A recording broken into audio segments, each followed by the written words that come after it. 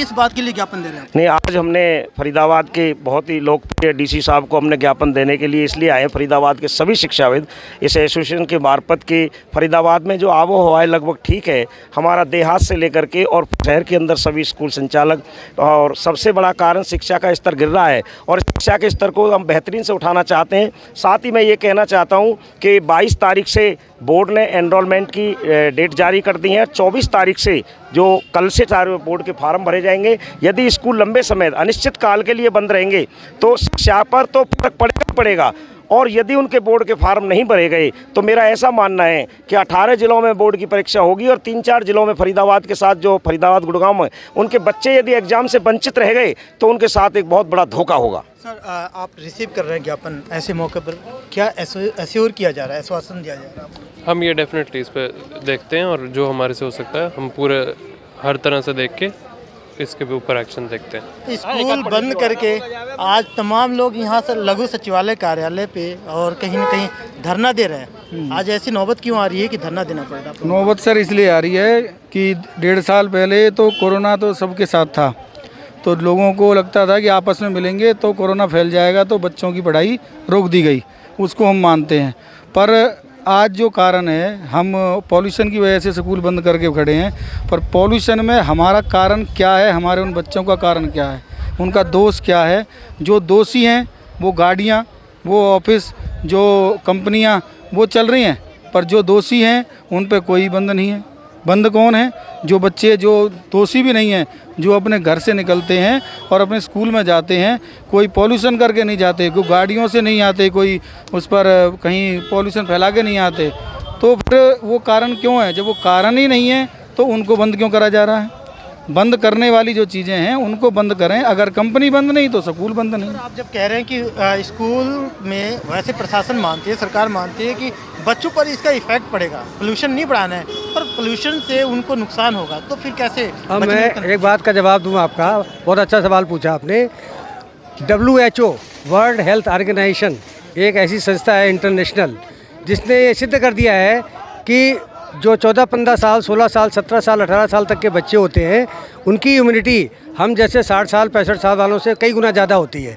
जब उनको कोरोना नहीं हो सकता तो प्रदूषण से उनको क्या होने वाला है? पहल किया जा रहा है कि इसे रोका जाए, ना कि अब ये एग्जाम्पल के तौर पे कि आप जब हो जाएगा तब। नहीं समझे, पहल सब क्या बच्चों के लिए, बाकी लोग आप यहाँ खड़े हैं कोर्ट के सामने, यहाँ दुनिया भरोसे पर चल रही है, दुनिया भर की भगवान के भरोसे चल रही है। अगर लेवल कम होगा ना तो स्कूलों के बंद करने से कम हो जाएगा, बाकी अपने अकॉर्डिंग कोई भी काम करने से।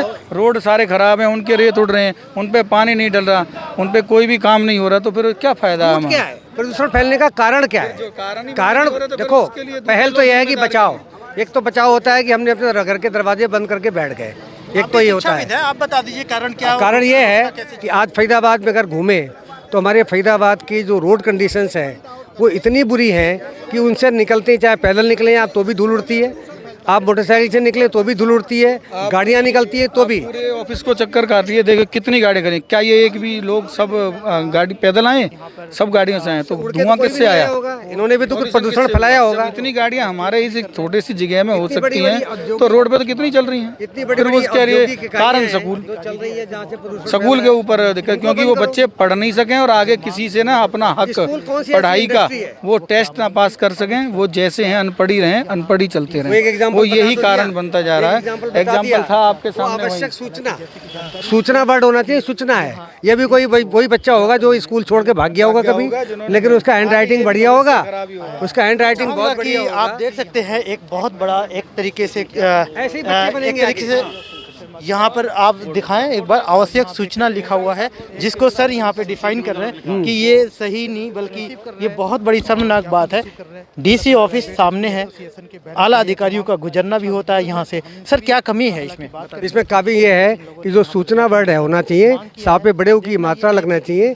वो सूचना नहीं है, सूचना है, वो सूचना वर्ड है। तो ये कोई ये कोई वो बच्चा होगा जो कभी स्कूल में पढ़ा रहा होगा, भाग गया होगा छोड़ छाड़ के स्कूल से पढ़ाई करके, उसका हैंड राइटिंग अच्छा होगा, पेंटर बन गया होगा पेट पालने के लिए, और उसको लिखना आ गया और उसने बढ़िया सा सुंदर सा लिख दिया और सूचना को सूचना कर दिया। आप लोगों ने यहाँ भी नोटिस में मतलब नोटिस कर लिया, ढूंढ लिया। शिक्षा भी दें तो गलतियाँ ढूंढना हमारा काम है।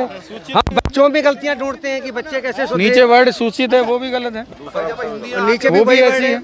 वहाँ तो जो जब स्कूल ही नहीं सूचित खुलेंगे वर्ड लिखा है वो सूचित होना चाहिए। तो कोई अधिकारी ऐसे क्या बच्चे काम बनेंगे, करेगा? स्कूल नहीं खुलेंगे तो आगे आने वाली जनरेशन ऐसी बन जानी है।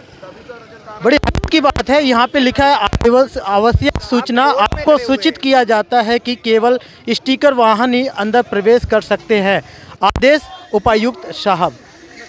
कमाल की बात है कि अगर इस तरीके से कोई नोटिस लग रहा है और जबकि प्रशासनिक नोटिस है, कि कितनी हैरत की बात है।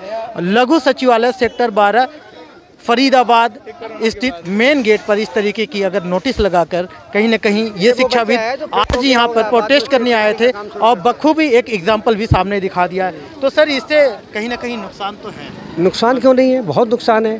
देखिए पिछले 1.5 साल से बच्चों का वैसे ही बेड़ा गर्क हो चुका है, ना बच्चे पढ़े। सबसे बड़ी बात यह है कि टीचर आज भी, अध्यापक आज भी बच्चों को खूब दिल से, मन से, मेहनत से पढ़ाना चाहते हैं, लेकिन बच्चों का माइंडसेट इतना ख़राब हो गया है पिछले 1.5-2 सालों में।